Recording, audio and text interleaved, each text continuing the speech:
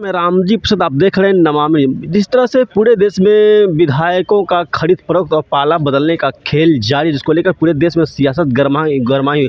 तो वहीं भाकपा माले के महासचिव दीपांकर भट्टाचार्य ने बीजेपी पर जोरदार हमला बोलते हुए कहा कि जिस तरह से विधायक लोग इतनी जल्दी पाला बदल रहे, उसमें बीजेपी पूरे तरीके से उसमें संलिप्त होती हुई नजर आ रही। वहीं बीजेपी आज पूरे देश में भ्रष्टाचार की पार्टी बनी हुई है और यह पूरे देश में राजनीतिक और आर्थिक रूप से यह देश के लिए बहुत बड़ा खतरा नजर आ रहा है। आइए उन्होंने क्या कुछ कहा है, सुनते हैं। इसकी तैयारी करीब प्रचार सब समाप्त हो गया है और हमें लगता है कि रैली इस दौर के लिए एक ऐतिहासिक रैली होगी, जो न सिर्फ बिहार के लिए बल्कि पूरे देश के लिए एक ज़रूरी राजनीतिक संदेश इस रैली से जाएगा।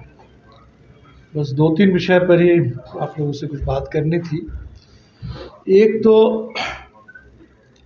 जो राज्यसभा के चुनाव हुए और बिहार में भी जो इस सत्र में दिखा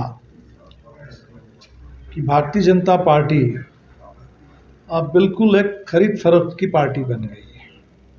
सबसे ज़्यादा भ्रष्टाचार के खिलाफ बात करने वाली आज उस पार्टी का काम हो गया है उसके तमाम दलों को तोड़ना, सरकारों को तोड़ना, पार्टियों को तोड़ना, विधायकों को खरीदना। तो जो चंडीगढ़ मॉडल हमने देखा, लगभग उसी चंडीगढ़ मॉडल के आधार पर ही हिमाचल में भी राज्यसभा का चुनाव लड़ा गया, उत्तर प्रदेश में हमने देखा और बिहार में 12 जनवरी से वही 12 फरवरी से वही खेल चल रहा है। तो ये बहुत बड़ा सवाल है। आज देश में सबसे भ्रष्ट अगर कोई पार्टी है वो भारतीय जनता पार्टी, और राजनीतिक और आर्थिक भ्रष्टाचार का चरम देश में भारतीय जनता पार्टी ने ला दिया है।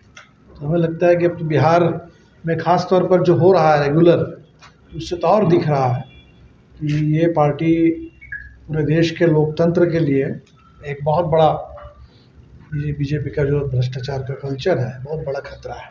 तो हमें लगता है कि इस चुनाव में अन्य तमाम मुद्दों के साथ साथ ये भी ज़रूरी है कि आर्थिक राजनीतिक भ्रष्टाचार को मिटाने के लिए भारतीय जनता पार्टी को सत्ता से बेदखल करना ज़रूरी है।